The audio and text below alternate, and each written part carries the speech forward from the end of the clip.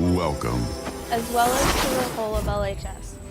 This class teaches about the art of media, camera angles. Definitely got his payday. I think what it's telling me is it's interesting as a business to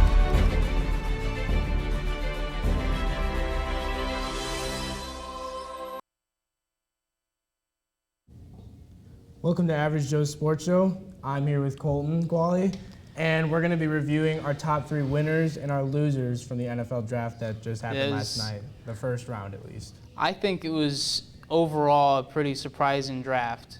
Yeah. I know before we get into our winners and losers, I know I saw all of the odds in Vegas and everything, and I know Trayvon Walker shot up from being a low first-round pick to being the number one overall pick. And he is, I saw today, the first player in the common draft era to be selected first overall and never be selected to an all-conference or all-American team. Yeah, that was just, I honestly don't know why he didn't, but he was in a defense full of first-round picks, and that is probably why, but he shot up like almost out of nowhere.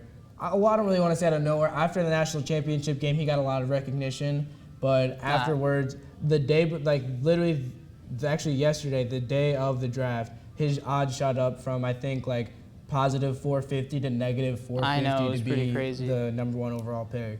I think it just ended up being that the Jaguars GM, Balke, however you want to say it, I think he ended up thinking that, the upside is higher than Aiden Hutchinson, even though I think everyone knows that Aiden Hutchinson is probably more NFL, the more complete player. I think that was probably maybe the more safer pick. But I liked Aiden Hutchinson going to Detroit. That's like a huge. There was a lot of like story kind of moments in this with Aiden Hutchinson, Icky, and Kenny Pickett especially going to Pittsburgh. That was really good for him. I thought that they might have taken Malik Willis, but they said he was more mature and pro ready. Yeah. So getting into our top 3 winners, I think me and Jackson will probably have the same answer here. I mean, do you think the Jets probably won the draft? Yeah. I mean, in my opinion, they probably got 3 top 15 prospects. Yeah, I mean, and they got one of them at 26. Yeah, they traded up to get Jermaine Johnson, who was probably one of the bigger stories too.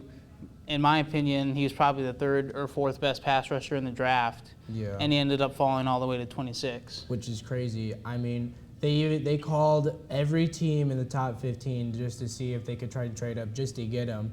And for him to fall past half of the players in front of him was just honestly crazy. Pretty to crazy, me. yeah. Like Tyler Smith, Quay Walker, even McDuffie almost, Trevor Penning.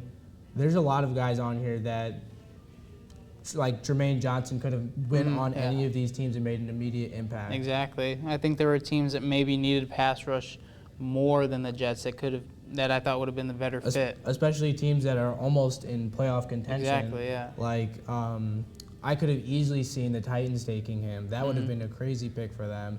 Or even the Packers or the Bills, even Dallas, and even the Ravens. There's so many teams that need pass rush because pass rush is such a need at this point with the quarterbacks that are coming into the league nowadays.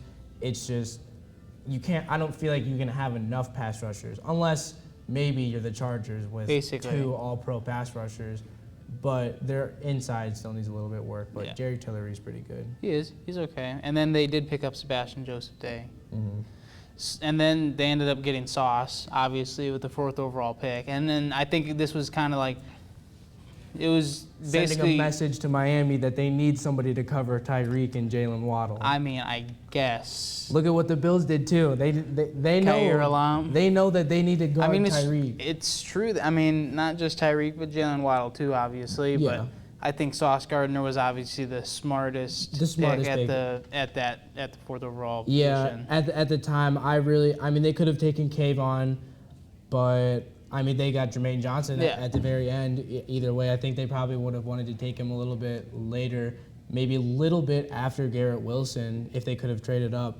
But honestly, they hit on every pick. And I mean, the Garrett Wilson pick too. Might have been the best one, but I it gets think- overshadowed by the Jermaine Johnson pick just because it's crazy. But Just because of the value at what pick they had, Yeah. they got him at. But Garrett Wilson is an absolute stud. I think I'd probably have him as my wide receiver 2. Honestly, he could be 1. It's such a toss-up between, I think, him and Jamison Williams.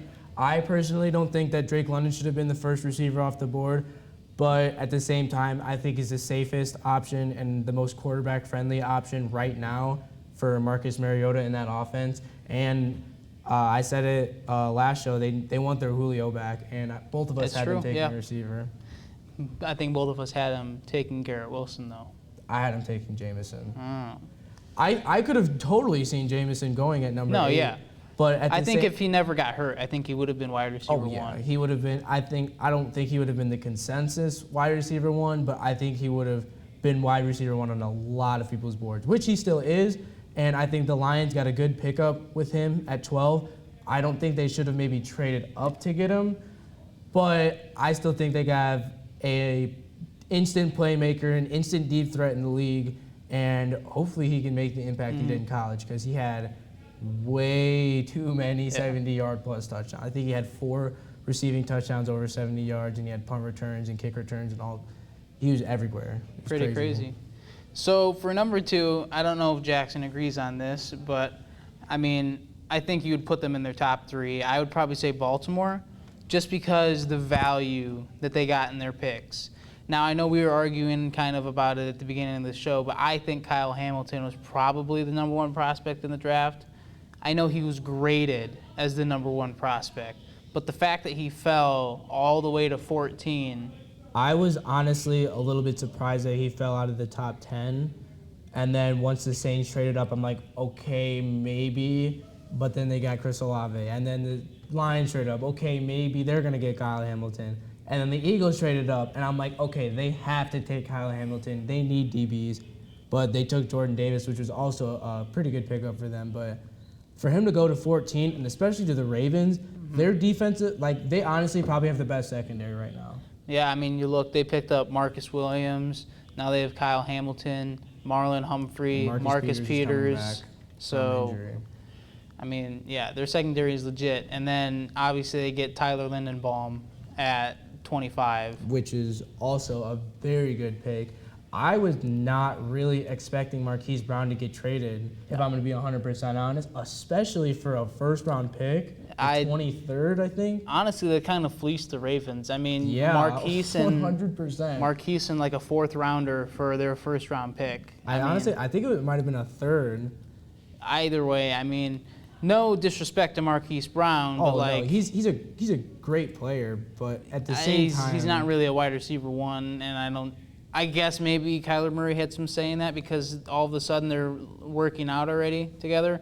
I mean, I know they played at Oklahoma together. They were electric in Oklahoma too. I think that's great for Kyler Murray. I think it's great for the Cardinals. I don't know if I would have given them that much for it because that was a really good pick, and they got a really good player out of it too. Probably, I mean, easily a top 5 lineman, maybe top 3, depending on how you look at it. Yeah, but they were talking about him like he's one of the best center prospects that they've ever graded, which is absolutely I know nuts. the biggest knock on him is that he's kind of small for the center position, but he's still pretty big. Like he's an NFL caliber lineman. Like he's going to be big, whether they say he's small or not. Like he's a big dude. I think they're just gonna say he's small compared to some of like the nose tackles in the league. Yeah. Like if you were to compare him to, for example, Jordan Davis, who's almost 6'7", 340 pounds. Runs a 4.8 or whatever. You're in a 4.78. It's pretty crazy. That's like dumb crazy. You know what I thought was pretty interesting? I know this is kind of off topic, but did you see the video when they had Tristan Wirfs and Tyler Lindenbaum in the state wrestling championship? He has that wrestling background. I think that's why he's so agile and quick on his feet. I know a lot of linemen like to be wrestlers, but I thought it was pretty cool because I knew Tristan Wirfs was a wrestler, but Lindenbaum actually ended up beating him in 2017 for the state wrestling championship. I'm pretty sure he did football, obviously. He wrestled, and I think he played baseball. And he was actually pretty good at baseball. Yeah. And he was in like a hay throwing competition. I mean, throwing hay is pretty hard. But, I mean, if you could win a hay throwing competition, that's pretty dope. Yeah. I'm not even going to lie. So then my last winner is there were a few teams that I had in here potentially. I had the Lions potentially. I had the Giants. But I decided to go with the Eagles. A big reason is because obviously they traded for A.J. Brown. Yeah. I was not expecting it to be A.J. Brown before DK or Debo. But at the same time, it's like, I guess the Niners want a lot for Debo. And Seattle's going to want almost, not just as much, but kind of almost the same as what they would want for Debo, just because of potential with DK.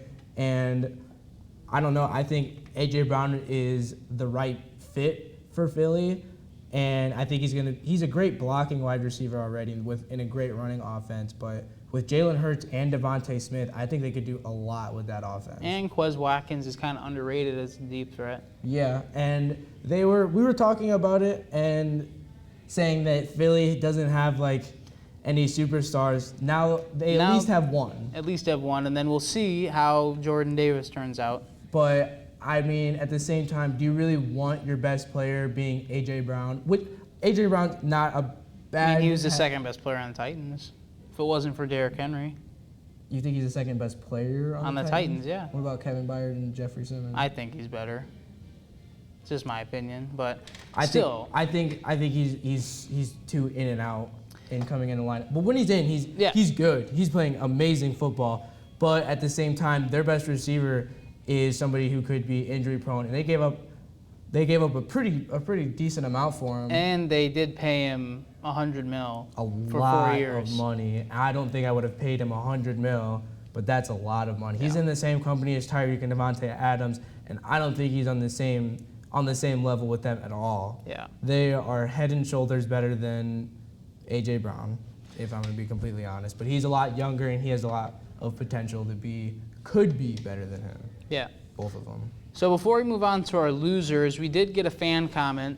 They said that the Lions were probably bigger winners than the Ravens, considering that they got both Aiden Hutchinson and Jamison Williams in the first round. I really liked Aiden Hutchinson going to Detroit, just because of not just the story, but with Dan Campbell and him wanting to hype up that entire Lions Stadium. They're going to have somebody who's from Michigan, went to Michigan, and now he's in Detroit, staying in Motor City. That's going to be crazy. And he's a culture fit. He's a leader, and I think that's exactly what Dan Campbell would have wanted in their second overall pick. And the 2 second overall picks they had before were Calvin Johnson and Ndamukong Suh, which were Hall of Fame caliber kind of players.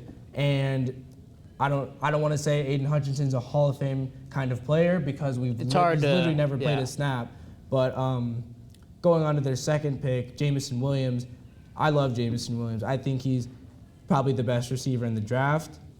When he's healthy, When he's healthy, but it could go either way. I wouldn't say you're wrong if you go with Garrett Wilson or Drake London. But I just like that he can do so much, and he has that potential to take it to the house every single play. And he's got rack ability, and he's got route separation, and he's got releases. He's the solid package for an Alabama wide receiver, and especially going to Detroit. I think that their offense is almost not set because they don't have a quarterback. But really, they have pieces around Jared Goff. They have a run game, and they have a good offensive line. I mean, we'll see. And then it's hard to see where they're going to go from here. See what they do in later rounds to maybe build up that defense a little more. Mm-hmm. But, I mean, watch out for the Lions. I mean, they'll probably beat the Bears, to be honest. Depending on what we do tonight, they'll probably beat the Bears. I think top to bottom, the Lions have a better team. Probably. I mean, I wouldn't say easily, but it's pretty easily to say. The Bears have a bottom 5 roster. I think a lot of people would say that the Lions are better at this point. Yeah. So moving on to our top 3 losers, I think me and Jackson probably agree on a few of these. I think Malik Willis Only reason I put him at number 1 is just because I think both of us had him probably going in the first round. I just think it's pretty crazy that he fell. I mean, I get the Kenny Pickett choice by Pittsburgh. It's a cool story and everything. I still don't think it was the right pick because you did get Trubisky, who isn't the worst option in the world. You paid him $10 million just to go out and get, replaced by a QB exactly in the draft. Not gonna say he's gonna start right away, but I think that he has a pretty good shot at starting right away, but it's definitely going to be a QB battle in the offseason. But it's a cool story. They said that he was more mature, he was more pro-ready, and I don't know, because that's all stuff that you get from players visiting with the team and like having like little private like meetings with them and things like that. That's like the inside stuff that you get from some of these picks, especially with the Steelers pick. Like that, like none of us would have really known that he was like more mature or more. I mean, you guess you could tell if he's more pro-ready, but at the same time, it's like they're knowing like how he's gonna run a play or what he's gonna look at in a defense or what happens, where are you gonna throw in this defense or what are you gonna do when this happens, things like that. Yeah. So now I want to get to the one that I've been most excited to talk about for probably the entire show. I wanted to talk about Aaron Rodgers. See, now if you're Aaron Rodgers last night, what are you even thinking? You're thinking, it's pick, what was it, 22? We're definitely going to get a receiver, right? I was thinking that the entire draft. I laughed so hard when they picked Quay Walker. I was like, it's got to be like the best receiver on the board. I think then was, and I think still is probably George Pickens. Yeah. And I think I was talking about it like he's a true X receiver. He's not going to easily replace Davante Adams, obviously, but he could play in somewhat of the same role, and he's got like a somewhat similar build to him. He's a little bigger, but... He's a little bigger. He's a big jump ball receiver, and he fights for yards. But, dude, Aaron Rodgers is probably... livid. I mean... I don't even know. Like, you sign your contract thinking Davante Adams is going to stay. The Packers have already done you wrong so many times. You think Davante Adams is going to stay. You sign the contract. He's out. And then you go into the draft. With 2 first-round picks. 2 first-round picks, and they go defense for both of them. And it's like why? You haven't drafted a wide receiver in the first round since 2002, and it's been exactly 20 years since you drafted a receiver in the first round. They've only drafted, I think, 1 offensive player in the first round in the past 10 years, and you know who that was? Jordan Love. Yeah, and it's like how many touchdowns does Jordan Love have in his career? Like, I don't even know if he scored a touchdown. He started in the Chiefs game and he absolutely played horrible. So I don't even know if he scored a touchdown in that game. That Chiefs game was so bad. He was just all he was doing is and then Devontae. He came in week 17 against the Lions because they were already clinched the playoffs or whatever, and he played terrible in that game. He was throwing picks to the Lions. Yeah, and it's not even like the Lions had had a good defense to begin with. Like the Lions' defense is in shambles. I mean, even if it's not even the Lions, it's just even if you are coming in and you're not a starter, you want to prove that you can be the starter. Because what if he doesn't get picked up by the Packers, and then people are going to look at his game film and, I don't want Jordan Love. Look at what he did when he comes in. And they drafted him in the first round, but it's like to do what? Like exactly. Like if Aaron Rodgers gets hurt, like they know what they're going to get out of Jordan Love. They're not going to get a lot. They're going to get 9 for 17 with 102 yards and not even a touchdown, an interception. I mean, I don't know. It's been 20 whole years since he drafted a wide receiver in the first round, and you have the best player you've ever had on your roster signed for 4 more years. To think, you don't even get him any help. You don't, exactly. Like, their best receiver right now is Sammy Watkins, honestly. He'll play good in week 1 at least. Yeah. Sammy Watkins always plays good in week 1. Him and Deshaun Jackson will play good in week 1, and then everyone will look at it, and Sammy Watkins will drop 200 yards and 2 touchdowns in week 1. They'll be like, see, look, Aaron Rodgers is perfectly fine, and then it's gonna all change. I mean, I think Aaron Rodgers still could do good without talent. They're still going to win the division. But they're still going to make the playoffs. There's only so much you can do without that talent. Like teams are probably going to play man coverage and almost stack up the box just because of Aaron Jones and A.J. Dillon. A.J. Dillon was coming on to himself, and he was a great number 2 running back. And even when Aaron Jones was hurt, he was coming in and still putting up pretty good numbers. So I would not be mad at all with literally manning up their outside receivers and playing everybody in the box. And then this last, I guess, loser I had here, which I was debating on putting him at number 1, is Nicoby Dean. Now, I think we would both agree that he's probably the best linebacker in the draft over Quay Walker. I mean, I think it was really between him and Devin Lloyd. yeah, I mean, that was the top 3, but I still think Yeah. Nicoby Dean was better. I thought he was going to be a top 20, 25 pick, and he just completely fell out. I mean, I had him going to the Patriots because that's what I had too. I like mean, that would be a perfect fit for him. Like that's a leadership team with a leadership player running that entire defense. and that's probably the biggest need on their defense And- right now. Well, that and corner, I think, after losing Yeah. J.C. Jackson and Stephon Gilmore. But, like, still, middle linebacker is a huge need for Any team. almost any team, basically. And they got Cole Strange. Like, He was my worst. Like, I gave him a D+ grade. I would probably put him almost at an F. You saw he's what supposed to Sean be a third-round pick. You saw what Sean McVay said. yeah. They were laughing about it because they thought he was going to be on the board at 106. They said they shouldn't have even bothered looking at his film because they thought he was just going to be there at the 3rd round. Like, I just don't understand. And it was funny because I put like a little note right here. I said, watch him turn into like an All-Pro in like 3 years. Yeah. We're not going to know, Belichick's you know, who offense. Cole Strange is, and he's going to turn into like this great offensive lineman. I don't think that's going to happen, but I would like to think Nicoby Dean is going to go pretty early It's in the just- 2nd round. I would like to think so. I hope he has. I don't want to say he has to go in the 2nd round, but realistically, if somebody doesn't get him in the 2nd round, like there's just a lot that is just like not wrong with the NFL, but like how do you not pick him, especially just don't after get it. that title game? See, now, I hate to say it's not going to happen, but like if Nicoby Dean were to fall to the Bears, I mean, him and Roquan Smith, both Georgia Bulldogs, They I have the- mean, they have the 39s. I know it's not the biggest need that they have, but Like Tampa's got the 33rd. They might go Nicoby Dean. I just The wouldn't see why. You have Vikings, Levante David and Devin White. then they could get something out of Levante Yeah. David. You know, And then they would have Nicoby Dean. Minnesota they have might, Eric Hendricks. I mean, because they got rid of Anthony Barr, but he played more. the more outside. realistic options here, I could see Tennessee, I could see The Giants. maybe maybe the Texans.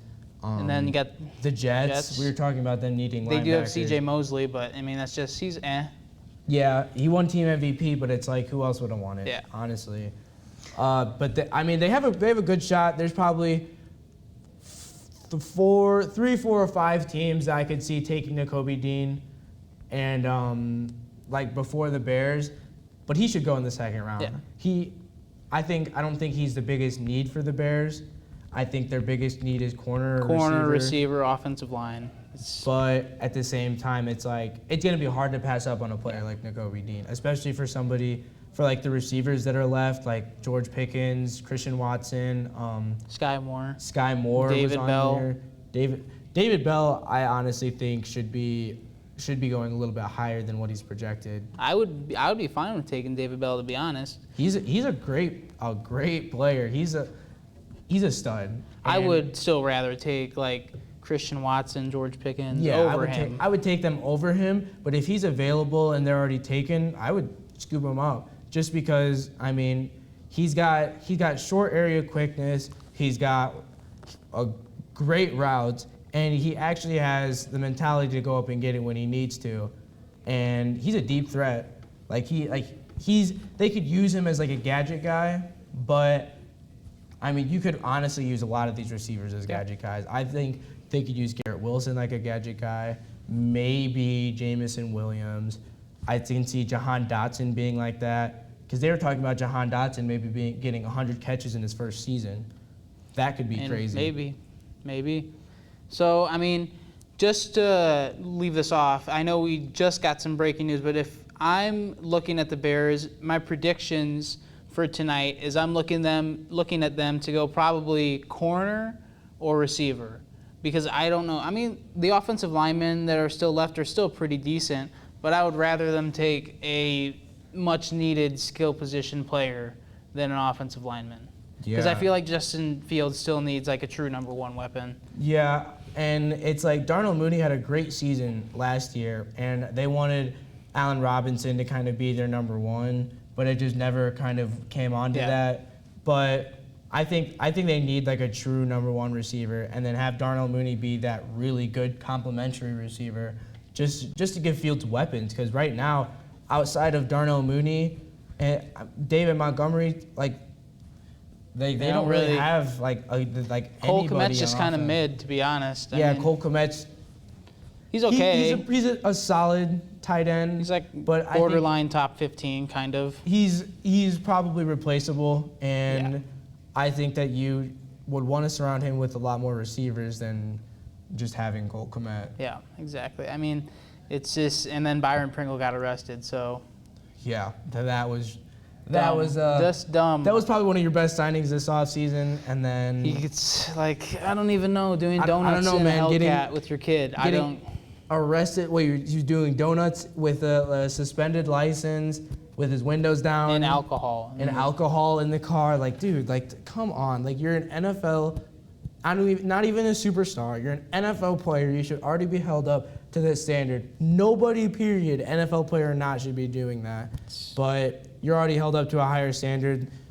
I don't want to say you should stay in jail, but like, dude, like your kid's in the car with you, and you have alcohol, and you're doing donuts.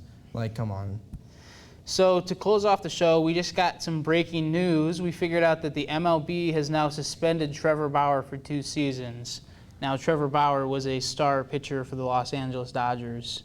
He was pretty brash when he used to play, but he was easily top 5, and then he did get suspended last year. So 324 games. Suspension. So relating to his accusations. So do you think he'll come back after 2 seasons, or do you, I mean? I don't really know too much about the MLB, but 324 games kind of sounds like a lot. There's 182 games in each season. Okay, then that makes more sense. 182 games in each season, so it's... What accusations did he have? Something dealing with abuse, I think, girlfriend, something like that. So... Yikes. Well, what do you think that this means for the team? I don't know anything like really about the MLB, so this is news to me. I was kind of a Trevor Bauer fan just because the way he played, but I mean, obviously, what accusations he did have. He's been on TikTok a lot, not gonna lie, but do you come back after 2 seasons? I'd give it a try if I were him. I'd see first, like, the bigger what happens at the end. I think the bigger question is not if he wants to come back. It's if someone wants to sign him. If he can come back on. Yeah, if someone team. wants to sign him. I think it's like you like want to come back. Obviously, you want to stay in baseball, but it's like if you're doing that, like you can't just come back automatically. Like you have to if you're gonna sit out 324 games. And then at the end of it, probably around like 300, you're gonna be like, okay, am I going to be able to come back? Like, is anyone gonna want me? Yeah, is there gonna be a team that's gonna want me? If I knew a little bit more about the accusations, then I could probably give him a better answer. But at the same time, it's like if you're abuse on your girlfriend, then like nobody's gonna want that. Nobody's gonna want that image of you on their team. Granted, Deshaun Watson got traded. Yep. And I think that was probably one of the biggest cases almost in NFL history. Exactly. I mean, yeah. And he got to come back, but he's a top 5 quarterback when healthy, I think, in the NFL. Yeah. I think that's all we got for today. So next time we'll be talking about what the Bears did, what the Dolphins did over the weekend. We can review. Fake 102. Fake 102. Maybe they'll trade up. You never know. I watched Tyreek Hill highlights throughout the entire NFL draft. I was completely fine with it. So we'll see you guys next time. Average Joe's out.